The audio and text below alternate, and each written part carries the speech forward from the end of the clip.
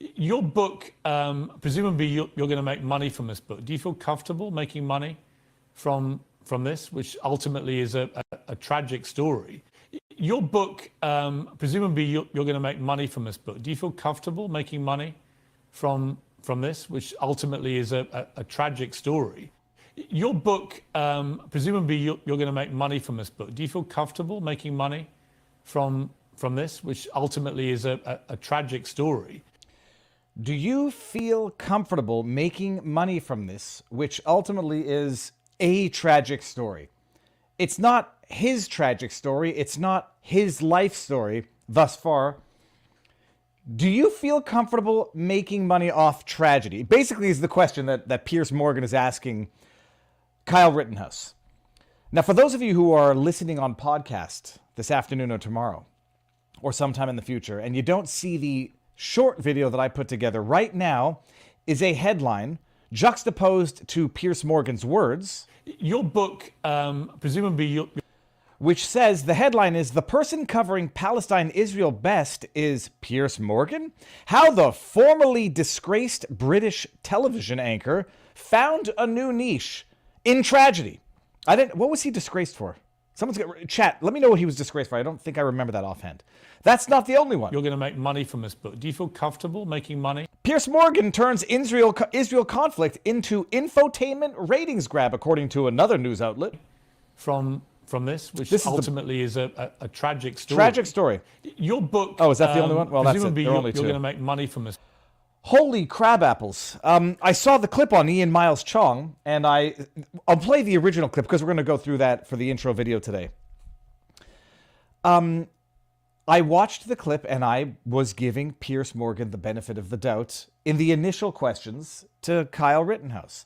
That benefit of the doubt is lost with the accusation, the criticism in others, that someone doing something for money delegitimizes the substance of what they're saying. It could be cause for concern. Like, people out on social media promoting political candidates without disclosing that they're being paid for it, that's a problem. People out on social media promoting political candidates, touting the fact, disclosing the fact that they're paid for it, okay, it doesn't make them wrong, and it doesn't allow you to discredit what they're saying solely by virtue of the fact that they're getting paid to say it, but it would cause some skepticism, some cynicism, some caution. Lawyers get paid to say what they say. It doesn't make them wrong. It actually just makes it a living. The idea that Kyle Rittenhouse somehow, let's even say that he's cynically monetizing his life story because it happens to be tragic, can't do it? Oh, because he happened to maybe, if we want to victim blame a little bit, he happened to have put himself in a position where he would have been killed, period. And as a result, had to defend himself, which tragically, although not tragically according to some, resulted in the deaths of individuals who were very, very, very bad people. I mean, doesn't get much worse than one of the people that Kyle Rittenhouse had to defend himself against involving killing that person. Do you feel guilty? Piers Morgan, the man whose living, his literal living as a journalist, is exploiting tragedy, faulting Kyle Rittenhouse for writing a book documenting his own life, as though Kyle Rittenhouse is getting rich doing this. The latest articles in the paper were that Kyle Rittenhouse is broke and the left rejoices. He's been bankrupted by lawfare because the father of one of the deceased individuals who was attacking Kyle Rittenhouse to the point where he had to use deadly force to save his own life is now suing for wrongful death. And the lefty commies, or the, I don't know, just call them fascists, who love the idea that it's a different burden of proof civilly, so Kyle might yet be bankrupted and destroyed civilly, even though he successfully defended against the destruction criminally. Yeah. But the full clip shared by Ian Miles Chong, let me just get to it here, because it's in the backdrop, where Ian, some people might not like his style on Twitter, and I don't really care. It doesn't matter. You might not like it, but he might post stuff that's worthy of watching in the first place. He starts by saying, Piers Morgan, let me just put on pause here, asks Kyle Rittenhouse how he feels about what he did. Incredibly disrespectful. All right, so I'm leading it with the persuasion that what I'm about to hear is incredibly disrespectful, and I gave Piers Morgan the benefit of the doubt on the first question because I thought maybe, just maybe, Piers was actually doing it as a legitimate, sincere human question. Kyle, how does it feel to have gone through the horror that you went through on a personal level? Here, let's watch this. Human level. You're very young even now. What are you, 20 years old now? Yes, I am. Yes, sir. And you've killed 2 human beings and wounded a third. I just wonder how that feels. At first glance, that's a fair question. I mean, what does it feel like? It's the question that everybody has when they, not everybody asks it when you're talking to a military veteran, someone who survived war, someone who was out in Afghanistan, who actually had to take another human life. It can't feel good. It doesn't feel good unless, you've shut off that part of your brain or that part of the brain didn't develop. It can't feel good. It's a legitimate question. So right now I'm thinking maybe Ian is being unfair with Piers. But lo and behold, no, he wasn't being unfair with Piers. Piers is being unfair with his invited guest. I don't think that's an appropriate question to ask how it feels. It's not an easy thing to do. It's something I live with every single day. It's nightmares I have. By the way, throughout this entire interview, Kyle Rittenhouse schools Piers Morgan on the unfair questions, on the substantive questions, and on the law. It's something that I have to deal with. I have to deal with the PTSD and the trauma from having to do It's a that. very, very fair answer. Piers, Right. Piers would have known the answer to that question had he seen my interview with Kyle Rittenhouse. But It seems to me your emotions are more about you and your trauma because your life was being threatened. And not threatened, because he was almost savagely beaten to death by a mob of people who would have beaten him to death or shot him to death in the case of Grosskreutz. and that side of it, rather than the question I'm asking, which is simply on a human level, how do you feel about being so young and yet having on the record for the rest of your life now that you took the lives of 2 people? It feels freaking terrible, Pierce. I have PTSD. I wake up sweating and shivering. If you watched the trial, you'd know how it feels. All right, losing the benefit of the doubt, Pierce. Regardless of the circumstances. And like I just said, it's something I deal with every day. I deal with the PTSD and the trauma and the nightmares. It's not easy to deal with it. Your book... Yeah, we saw this part. Let's skip this part. We already saw this part. Let's get to the Second Amendment part. A book so I can share that with everybody yourself. How do you feel that you became a hero to many on the far right, kind of made you their poster boy? Loaded judgmental Well, Pierce, questions. I'm not a hero. Listen to I this did what answer. I had to do to defend myself. There are countless Americans every day that defend themselves, and it's not a heroic thing to do. It doesn't make you a villain, but it doesn't make you a hero. It's doing the right thing to stay alive. If I didn't defend myself, I wouldn't be here talking today. What can get more clear than that? I mean, this kid, I mean, it's almost as though he was prepared for these cheap shot questions coming from Pierce. Not a hero, not a villain, however, Pierce, unlike what you think. But Pierce is going to go to the Second Amendment question here. And get schooled. You were 17 at the time. You were too young to legally acquire a gun that you used. What's that, Pierce? Are you repeating some of the fake news, factually incorrect talking points that cross state lines? Cross state lines. You couldn't carry a firearm. Oh, wait, Pierce, you're wrong. That's not true. It's not true? No. That is not true. Wisconsin statute says a person between the ages of 16 and 17 can carry a long rifle with a barrel longer than 16 inches. That's Wisconsin law, and the judge dismissed that charge. Okay, so you were... Okay, so I just said something factually incorrect upon which my entire opinion was based. Moving on. Let me ask you, look, I'm in the country right now, and I've talked about this many times, both here and in America, and I've learned Americans want to handle their own gun culture the way they want to handle it. I respect that. But let me ask you, do you think it's right that 17-year-olds in America, in Wisconsin, should be able to carry around semi-automatic rifles like an AR-15? Our founding fathers were very intentional when they wrote the Constitution. They didn't put an age limit on how old you have to be to exercise the Second Amendment. I'm sure Pierce is going to go ahead and continue to respect Kyle Rittenhouse's opinion and American gun rights advocacy, gun rights law, gun rights culture. Pierce, why are you here? Just asking the obvious questions. The people who say they're going to leave and then don't, and the people who come here to criticize substantively the very core tenets of what made this a country to which they came. A country that doesn't necessarily have the problems that we're seeing elsewhere. It might have certain problems, different problems, but you came here for a reason. And if you came here to import some of the policy that you fled, that's where things become problematic. Say you respect it all you want. Actions speak louder than words, and sometimes words contradict other words. So, all right, that was it. That was Kyle Rittenhouse. He's written a book. It's called Acquitted. I'm not selling it. I'm not profiting off it, although maybe I'll send around an Amazon affiliate link. Heaven forbid people should survive, make money off their hard work. Heaven forbid. Hey, Pierce.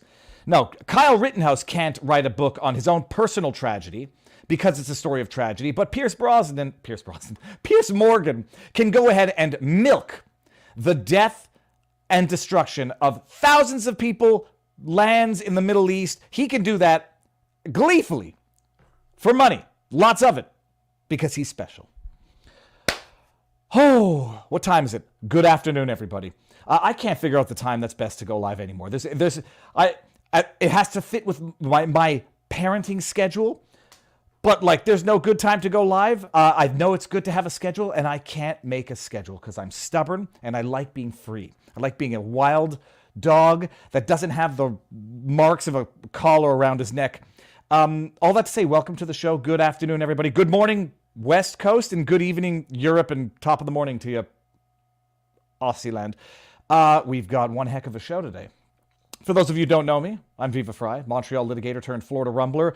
We're going to start on YouTube, Rumble, and vivabarneslaw.locals.com. We end on YouTube because we like to grace Rumble with the eyes, the revenue, our feet. You vote with your dollar, you vote with your feet, and we're going to vote by moving on over exclusively to Rumble for the better part of this stream. And then afterwards, we're going to go over to vivabarneslaw.locals.com. Today is the day. In our community on Locals, we, every week, 2 weeks, depending on scheduling, do this thing called Locals Conversations, where we have an interview with a Locals supporter who is willing to do it, to go on the interwebs, and just a conversation. I explore the lives, the being of one supporter of our vivabarneslaw.locals.com community. Darren Fishman, I appreciate what you do, Viva. Thank you. That is encouraging because sometimes I don't have a problem with the accusation that I'm making a living doing this. It's like it's my ikigai, what the world needs, what I'm good at, what I love doing, and what you can make money doing. That's it, ikigai, right? The four overlapping circles. What the world needs, what you're good at, what you love doing, and what you can make money doing. And when it hits that sweet spot in the center, that's called the ikigai, and then it's an amazing diagram. But sometimes, man, it's a tough world just to be immersed in because you are immersed in tragedy, conflict, politicization. What you feel like you're at the epicenter of the downfall of Western civilization, if not the world as a whole. And you have to take for granted that maybe your perspective of the world is tainted by the fact that I am immersed in it day in and day out, and maybe things aren't quite as bad as I think they are because I'm immersed in how bad it is day in and day out. Or maybe, just maybe, it is quite as bad as I think it is, and there's reason for concern, but also reason for optimism. Hope. Before I get too far in and miss too many super chats, I'll give the standard disclaimers. No medical advice, no election fortification advice, no legal advice. These wonderful things, super chats, YouTube takes 30% of them. And so the alternative is you can go to Rumble, and they have the things called Rumble Rants. Rumble takes 20% of those, but for the rest of this year, I think they take 0, and then they go back to their portion later on. Or you can go to vivabarneslaw.locals.com. $7 a month, $70 a year, and you can get access to a ton of community stuff, exclusive stuff for supporters. There's a massive non-supporting membership of a community that's fantastic. EM17 says, I haven't found my ikigai yet, but I celebrate that you have, Viva. That's M17 on Rumble. Oh, okay, now, sorry, I was reading a chat here. Seize the day, who I met in person in Ottawa. E4071 online petition, non-confidence vote, Trudeau. I don't think it's worth anything legally, but it certainly sends a message. We're going to talk, so just what's on the menu for today, we're going to talk some Canadian stuff, that Bill C-18, the Online Streaming Act. No, sorry, it's not the Online Streaming Act. It was the Link Tax Act. One of the recently passed pieces of legislation, the intention of which is to suppress the internet, govern the internet, and surreptitiously fund Canadian legacy media. There's been news on that. Apparently, the government has struck a deal with Google. $100 million that they're going to give to authorized news outlets as part of the link tax sharing system so that Google knows how much they have to subsidize approved Canadian media. We'll get there. Also on the menu, we're going to talk about Elon Musk. Go F yourself. Can I say it? If Elon Musk can swear, then I can swear too. I'm joking. We're going to talk about that. We're going to talk about what it means. We're going to talk about the idiocy behind the idea that some companies would say, I don't want to pay for advertising on a platform that has bad stuff. Oh yeah. Like Cadillac didn't pay for product placement when they have villains driving their cars around in the Matrix. Or I don't know what was in the Die Hard 1. Product placement will pay for product placement in bad movies, in horror movies, in movies with no goodness in it. The idea that these self-righteous, holier-than-thou companies don't want to advertise on platforms where they have bad stuff. Bull crap.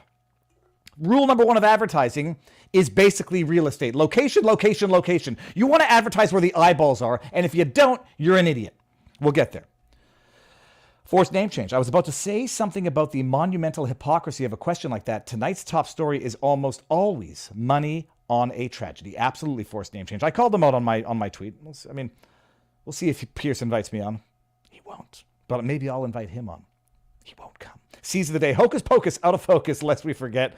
Oh man, seize the day. Also, all Canadians like to be free, hence the problem. So we're talking about, we're going to talk about that. We're going to talk about this freaking guy who just wrote the article, a hit piece on a 7-year-old. They learned nothing from Covington except maybe how to do it again. It's funny because the guy blocked me within 1 minute of a relatively innocuous rubbing his face in his own feces. We'll get there. And then what else do we have in the backdrop? Rumble lawsuit. Speaking of the nonsense of Elon Musk and advertising, we're going to cover the Rumble lawsuit. How do we do this? How do we structure this? All right, here's how we're going to structure it. That's what we're talking about. There's also the news about the Sandy Hook parents making an offer of settlement to InfoWars Alex Jones for a cool $85 million to reduce the $1.5 billion judgment. $1.5 billion judgment. I think I'm going to refresh my memory before I potentially make a factually incorrect statement, so I don't want to do that. All right, so that's that.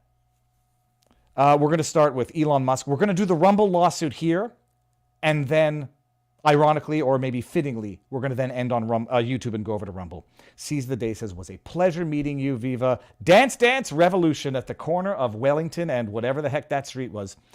The Dance Dance Revolution. May we all be Dance Dance Revolutioning in our heads at the Ottawa protest for the rest of our days.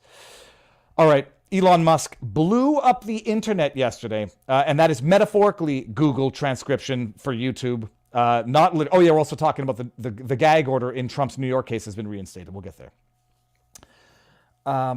Where is it? Where is the link?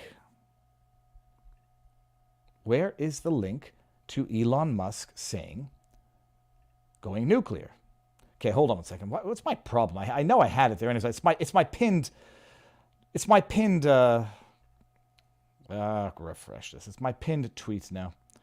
For those of you who don't follow me on Twitter, it's at the Viva Frei because Viva Frei was previously owned by some Russian dude who I've reached out to acquire it, and the answer has been silence. This is what he's gone thermonuclear with his lawsuit against Media Matters, which I covered at length. If it wasn't last week, it was the week before. I don't know what week it is. I don't know what month it is. Elon Musk went nuclear yesterday because he used the F-bomb publicly. Won't someone please think of the children? I hope they stop. You hope.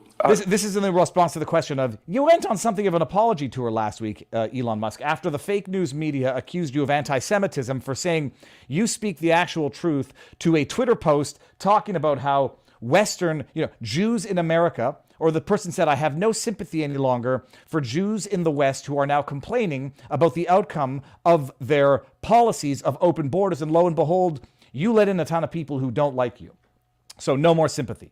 Whether or not it's entirely accurate, a broad statement about all Jews or Jewish organizations, you can debate it because there's no ideological monolith among the Jewish community. Elon Musk wrote, you speak actual truth, and had to clarify he was talking about the ADL and other Jewish organizations that support policies that now might be leading to certain social problems at the very least in Europe, if not in America as well. So the question was, you went on an apology tour. It seems like you were trying to minimize the damage for Apple, IBM pulling their ads, Oracle, whatever the heck they sell. What do you have to say about that? I hope they stop. I hope they stop. You hope, don't advertise. You don't want them to advertise? No. What do you mean? If somebody's going to try to blackmail me with advertising, blackmail me with money, go fuck yourself. Preach it. Testify. But go fuck yourself. Is that clear? And hold on one second. If I'm not mistaken, I believe... Oh, yeah, he did it. He did it. He did the ADL white power symbol as he said it. Ooh, Elon, you're going to be in trouble now. You went on an apology tour, had to prove that you're not anti-Semitic, and now you're using the white power hand gesture. Hashtag it was a 4chan joke that the ADL picked up on and believed and ran with, and now they have to justify their own stupidity or legitimize their own stupidity and make it into a hate symbol. Oh, he did it. We did it. Fuck yourself. Is that clear? I hope it is. It's clear. Hey, Bob, if you're in the audience. Which Bob is he referring to? Is he referring to Bob Iger? Which Bob is he referring to? Tell me in the chat, because I forgot to look that up. Well, let me ask you then. That's how I feel. Don't advertise. How do you think then about the economics of X? If part of the underlying model, at least today, and maybe it needs to shift, maybe the answer is it needs to shift away from advertising.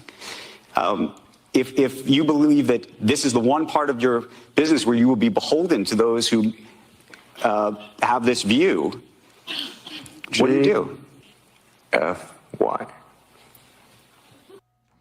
And fantastic. What does the, I'll say the left, even though, what does the fake news media do? After someone comes out and drops a thermonuclear bomb, metaphorically speaking, YouTube, on the idea that advertisers are going to dictate content, go F yourself. What does the media have to do before I get into my rant, which is gonna last? What does the media have to do? They've got to make him. They've got to say he's crazy. They got to say something's wrong with him. It's like clockwork. Ben Collins, actual propagandist, actually watching this all the way through, and it's kind of disturbing. Something is clearly going on with this guy. Maybe try owning a $44 billion company fighting the world. And not just one. Try owning Tesla. Try owning X. Try owning, what was the one? The Boring Company. Try owning... Conceive of what must be going on every day of the week, every second of the day with Elon Musk. You probably can't, Ben Collins. I mean, most of us struggle with our relatively straightforward, simple lives. We don't own multi-billion-dollar space exploration, free speech platforms. Yeah, just imagine. But something's wrong with him. Something's wrong with him. So don't listen to what he says because something's wrong with him. That's Ben Collins. What does John Harwood say? John Harwood has turned into the... I guess he was always this way. Something's badly wrong with him. It's amazing. The talking point is in propagandists. You can't address the substance of what he says, so go after the person. Something's wrong with him. Make fun of his face. Make fun of the way he looks. Accuse him of mental illness. That's what you guys tend to do, right? Accuse others of what you are doing so as to create confusion. Yeah, Elon Musk, something's very wrong with him. He's mentally ill. Joe Biden, the dude exercised for an hour and a half this morning. So that's the attack line now, and just notice it because you're going to see it everywhere. But let's get to the substance of what Elon Musk has said and what needs to be said and what, it's always easy just to say what the answer could have been in response to the other part of the question, where the guy asking him the question says, well, it's kind of built into your model. Do you need to adjust? Do you know what's going to happen and who's going to adjust? The companies that want to advertise and sell their products are going to adjust, presumably. If they realize they cannot win this war of basically pressure campaigns, censorship to control the narrative, they're going to buckle and they're going to advertise. Because you don't sell products. Well, I mean, some products sell themselves. But it's not the company that's going to cater to the advertisers. At some point in time, IBM is going to say, holy crap, you know what? We're getting really good rates to advertise on Threads, but nobody's there. And the people with the purchasing power are not on Threads, and they're not looking at our stupid ads that we're running on Threads. So, yeah, at some point in time, something's going to give, and usually it's going to be the bottom line. But it's an amazing thing. The idea that who was it that was replying to my tweet on that subject? Let me just see who it was. It was another guy that I've gotten into tiffs with. Luke Zaleski. Let me bring this one up because it's an amazing thing how people, deliberately misunderstand or deliberately misconstrue to muddy the waters. Zaleski says, Luke Zaleski, I know I've seen him before, legal affairs editor, Condé Nast, longtime former research director, GQ magazine. There you go. Head of fact checking. Oh, kind of looks like the guy from Jackass. What's his name? Oh my goodness, how can I not remember his name? Well, he looks like the guy from Jackass, so I'm inclined to like him. But what he says is utterly stupid. It's neither blackmail nor censorship. It's free market capitalism. And Elon is grandstanding because it will drum up traffic and support from state news goobers on here who credulously parrot his talking points for him and benefit financially from his ad revenue share program. You're right, by the way. First of all, it's not blackmail in the criminal law sense. Yes, we all agree with that. It's not censorship in the constitutional sense. Yes, we all agree with that as well. These boycott campaigns, they are not censorship. They might be blackmail depending on whether or not they're using an unlawful purpose to obtain results and coerce behavior. Nobody's arguing that it's blackmail in the legal sense or censorship in the constitutional sense, but it is metaphorically, figuratively speaking, blackmail and censorship. The idea that we will take our money and say, you want this? You want this money? Do as I say. Well, that's metaphorically speaking, broadly speaking, a form of blackmail as people colloquially understand it. It's not censorship. Do as I say or I pull my dollar. It's not censorship in the sense that Congress is not passing a law abridging free speech, but it is obviously coercion to censor. And the only question is whether or not it works. But yes, free market capitalism, Luke. And you know what's going to happen? If these companies want value for their advertising, they're going to put it where the eyeballs are, and they're going to put it with the people with purchasing power are. And just as much as Cadillac runs ads in crappy movies that promote violence, drugs, and all sorts of immoral behavior, they might just decide, yeah, it's worth it to run an ad on Twitter, even if what the tweet says is offensive to us, as if anybody anywhere thinks that there's any association between an ad on a platform and the content above, below, beside which it's posted. Oh, so that's that. Godspeed, Elon.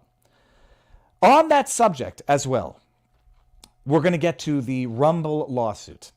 Now, if you're part of our vivabarneslaw.locals.com community, you would have seen it yesterday. They posted a tweet, and said, hot off the press, we've launched a lawsuit.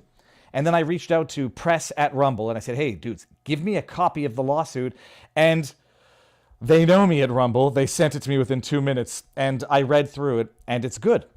We're going to go through it very briefly. It's, what was it? It was relatively long. How many pages? I can't see. How do I see how many pages this is? 46 pages if we're going by the document. It's relatively long, but we only need to... I took my notes here. Took my notes on the instructions for that new clock I got in the back. It's good. It's straightforward. I can anticipate what defenses are going to be. I can play devil's advocate, sometimes literally, sometimes figuratively.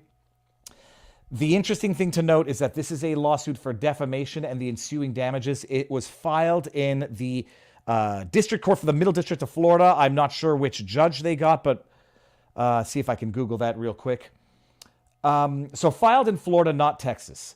In Texas, where Elon filed his Media Matters lawsuit, he filed it under the disparagement provision, which is sort of like defamation for corporations. In Florida, I'm a Quebec attorney. I never did criminal law, never practiced in the States. I just try to get answers to my own questions. They filed in Florida, good district, presumably. At the very least, if not necessarily from the judge, more so from the jury that you're going to get, demand for jury trial. They filed in Florida, and they're filing for defamation, which is sort of a simpler lawsuit than tortious interference. Although tortious interference can be based on defamation because you have to have an underlying tort to interfere with business contracts or business expectations to have tortious interference. You can't have tortious interference if the underlying act is not itself a tort. Here they're just suing for defamation and the damages that it caused to share value. And damage it did cause, the question is going to be correlation. When the stock took a hit, as this disinformation campaign was being waged by Nandini Jami, Claire Atkin, and John Doe's 1 through 10, the tanking in the stock price, was it random? Was it related to something else? Or was it, in fact, the causal result of the disinformation lies, malicious lies, and malicious campaign being waged by these two individuals and others? Okay, so what was let's just go here. Well, we'll read the intro and then we're going to go to some of the substance. Nandini Jammy, Claire Atkin, co-founders of Check My Ads together with Media Matters for America purport to be digital advertising crusaders dedicated to fighting the, quote, global disinformation epidemic. Irony. Yet for years they have engaged in their own hypocritical disinformation campaign to censor, silence, and cancel speech by spreading false, materially misleading, defamatory statements and engaging in tortious conduct to convince advertisers to withdraw ad spends from platforms like Rumble that host content creators who espouse views contrary to the defendants. Remember, everybody, I'll just bring this up for a second. Elon Musk's lawsuit against Media Matters is tortious interference based on the underlying tort of defamation, disparagement. And they say Media Matters ran this article that made it seem like it's common on the platform to see ads run against offensive content. Media Matters didn't disclose that in order to obtain those results, they had to game the actual mechanisms in place to ensure against it. And so while I argue that what their report actually proved was the efficiency of the mechanisms that Twitter implements to not have that result, they didn't tell you that. They didn't say, we had to deliberately take over accounts that were over 30 days old so we could bypass some of the restrictions on advertising visuals, that we only followed a tenth of the followers that ordinary typical users follow on Twitter, that we only followed Nazi accounts and big brands accounts, and that we sat there continually refreshing until we got a pairing of ads against offensive content that met our objective, and that the odds of that were in the order of 1 in 500 million, whatever. So they didn't mention any of that. They just wrote an article saying, oh my God, made it look normal, and basically wink, wink, nudge, nudge, imploring advertisers to pull their ads. Rumble is saying in their lawsuit, they defamed us by making a materially false statement that they knew was a lie, and it impacted our share value. Not that it caused advertisers to pull. So that's two differences between the lawsuits. So some people don't know the history. I didn't know this. Before Check My Ads, Jammy helped an anonymous Twitter campaign using the Sleeping Giants to publicly pressure campaigns to stop advertising on Breitbart. Sleeping Giants later teamed up with Media Matters to boycott certain Fox News hosts, including Tucker Carlson. Together, Sleeping Giants and Media Matters identified a pressure point to cripple media. Yada, yada, yada. Okay, fine. They developed the playbook to cut off ad revenue to these platforms by spreading malicious falsehoods about how large corporate advertisers' products were being featured with, and therefore suggesting an endorsement of politically charged or otherwise controversial content. Okay. In this lawsuit, listen to this. So Rumble is a free speech platform. They don't cave into this bull crap at all. Rumble has created its platform from the ground up, creating its own technical infrastructure to avoid dependencies on third parties for critical services whenever possible. Their own servers, their own hosting, so that they can't be parlored. Rather than relying on Google for its advertising revenue, on August 2022, Rumble launched its own platform for advertisers, the RAC, Rumble Advertising Center, to further insulate itself and its shareholders, this is the important part, from big tech. They've been vocal about weaning themselves off of the revenue they generated from Google Ads. They've been vocal about it. And I should probably read this section. Rumble has been outspoken in its press releases, yada, yada, about its commitment to free speech, its mission to protect a free and open market, and its development of its own technical infrastructure and ad platform. Investors have taken note. On 2023, its market cap was $1.4 billion. Listen to this. This is the best. I mean, when you're gonna be a malicious defamer, always tweet it out and leave the evidence there for an eternity. Defendants hate Rumble's content-neutral philosophy, yada, yada. Rather than entrusting consumers to make their own choices about what to watch, defendants believe consumers should not only be allowed to have access. Defendants loathe Rumble, and here's the evidence. At Nandoodles, Nandini Jamni says, no, we're done with Fox News. Now we're doing Rumble now. Oh. This is where our campaign is going to be targeted. Our disinformation lie campaign to materially prejudice Rumble. Last weekend, Dan Bongino began waging an unhinged harassment campaign against me and Kath the Kin. Hashtag confession through projection. This week, Rumble lost its first major ad exchange, Stack Adapt. With that said, it's just the beginning. When I said it's just the beginning, I meant it. But wait, there's more. It happened last week. Guess I was too busy demonetizing Rumble to notice. Come on, Danbo. I think that's Dan Bongino. Tell the class how much ad revenue Rumble lost in the last 2 weeks. We know what's up.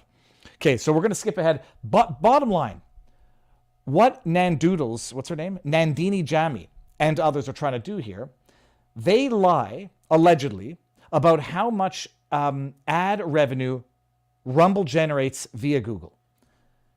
And they overstate it, apparently knowing that it's false and overstated because, Rumble corrected them, to say 90% of Rumble's revenue comes from Google, and if Google pulls, Rumble's screwed. What do you think that's going to do to shareholder value? They're not saying, they're not imploring IBM to pull their ads and others from advertising on Google. At least that's on Rumble. That's not the accusation. The accusation is that they're making a materially false statement that will impact Rumble's share value. Now, get to paragraph 47, people. Let's go let's just see what. Okay, no, here. We'll just go down to 47 was the next one. Of material interest, just so you don't have to go through all of this, but it's a fun read. If you go to vivabarneslaw.locals.com, you'll get it. Listen to this. Okay, 47. Why did I scroll up here? On September 26, Atkin posted that, quote, Rumble, the most toxic place on the internet. Holy crap, this woman, go to Reddit. You want to see toxic. Holy sweet merciful goodness. Quote, Rumble, the most toxic place on the internet, is 90% funded by @Google Ads. This post also tagged Jamie, an action that would lead to her receiving an alert to her account on X.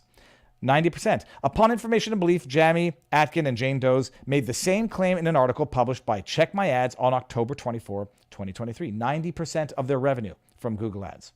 That makes them a very fragile company. Would I want to invest in a company that, if Google says piss off, is dead? No. Would I sell my stock? Yeah. Would that have a sell-off effect on Rumble market cap, shareholder value? Yes. Is it false? Yes. Is it made with actual malice? I refer you to the previous tweets from Nandoodles. 51. Defendants' claims that Rumble is 90% monetized by and is economically dependent upon Google Ads are false and defamatory. Here we're going to have one of those cases where it's going to be defamatory per quad, not defamatory per se. Like accusing someone of a horrendous crime is defamatory on its face. No further context is required. Making a statement that it's funded 90% by Google Ads, it's going to require some context to understand why it's defamatory. I think Rumble has fleshed it out in the lawsuit. At the time of defendants' claims in August through October 2023, Rumble's ad revenue generated from Google AdSense was minuscule. In October 2023, it was less than 1% of the company's total revenue. What does that mean? It means that Google could try to screw Rumble and not achieve in that screwery. Is that a word? Well, I'm going to make it in a word if it isn't. Defendants' false claims about Rumble's ad revenue imply, as defendants intended, that Rumble is susceptible to a material financial risk, i.e. the risk that Google may decide to pull nearly all of Rumble's ads revenue that simply does not exist. As Rumble's public securities filings show, since 2021, the percentage of ad revenue had fallen dramatically. Here, listen to this. So 2021, revenue was about 86% of Rumble's total revenue. She's going to say, oh, well, I'm sorry. I thought it was the same in October. Oh, no, you can't say that anymore, Nandoodles and Atkin, because you were told it wasn't the case. In October 2023, it was less than 1%. That's amazing, by the way. Like I like Rumble. I have an exclusive agreement with Rumble. That's amazing. That's how you don't get parlayed in life. Don't be dependent on hostile interests. Certain countries can learn a bit from this.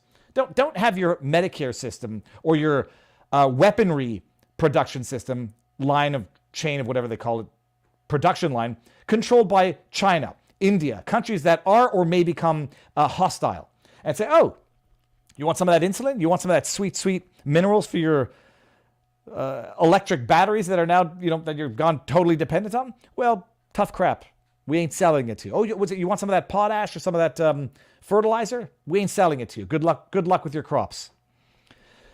In the first record, okay, so we did that. It's less than 1%. The number continues to shrink as Rumble's own ad marketplace, the Rumble Advertising Center, expands. Google's ads now accounts for such a small percentage of Rumble's overall revenue. Even if Google ads were to drop Rumble's financial health would remain strong and its financial outlook bright. That's it. That's basically the essence of what we need to understand from this lawsuit. They publish their statements, they're false and arguably defamatory statements with actual malice. Yeah. Oh yeah, I'm sorry. I was too busy trying to ruin your business to pay attention. Oh, I didn't have the thing up the entire time. Well, this was paragraph, just so you know that I'm not misreading or misquoting. Paragraph 51, 90%. They make the allegation 90%. In reality, October 23, less than 1%. Yeah, and then they go on to, we're at exactly 666 viewers on YouTube. So that's it. Ironic, fitting. They allege the actual malice. I think Nandoodles and Atkin have left no doubt as to their actual malice. Best argument, I guess, is going to be, we thought it was true. It was true in 2021, so materially true. Good luck when you were told it's not the case, when it was publicly visible. It wasn't the case from filings. You try to screw with shareholder value and then potentially make it look like executives are lying at Rumble.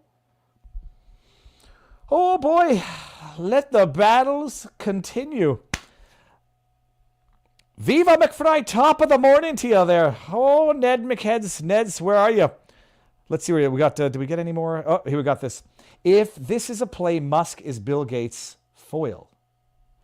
If this is a play, Musk is Bill Gates' foil. I don't know what that means, but thank you for the chat. Seize the day. Break over, back to work, keep trucking. Thank you for... Oh, thank you. Oh, speaking of trucks. Oh. I want to talk to the truckers. I want some thank you. I got something. You are my freedom. I don't know if you can hear this. You make me happy when skies are gray. You never know me. Okay. I love that thing. Thank you. If you're watching, who sent it to me, thank you. Okay, so what we're going to do now, that was it. Those were the two opening stories. Let us go over to the Rumble. And party hardy on over there. Here it is. Link to Rumble, everyone. I think it's in the pinned comment on YouTube regardless. It is. And now I get to watch Piers Morgan again with the opening. So everybody, we're going to go over to Rumble, cover the rest of the stories. Then we're going to go over to Locals, have our Locals convo. I'll give everybody the link to Locals if you want to come on over. Well, this was the link to the lawsuit. For those who have been in our community, you would have seen it as of yesterday and gotten the insights of our above average community. And this is the link to Locals if you want to come now. Let's do it. Let's see that number go down one more time. As people migrate over, we're going to talk about, what else? What are we going to talk about? Oh, that guy who wrote the article defaming a flipping kid. Accusing what turns out to be a part Native American child of blackface.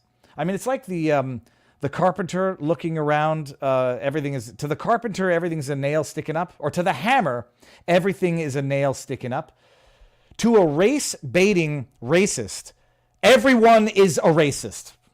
Okay. All right. So now we're going to end it on YouTube. Head over to Rumble. You got all the links you need. YouTubers, if you're not coming over, you're making a mistake.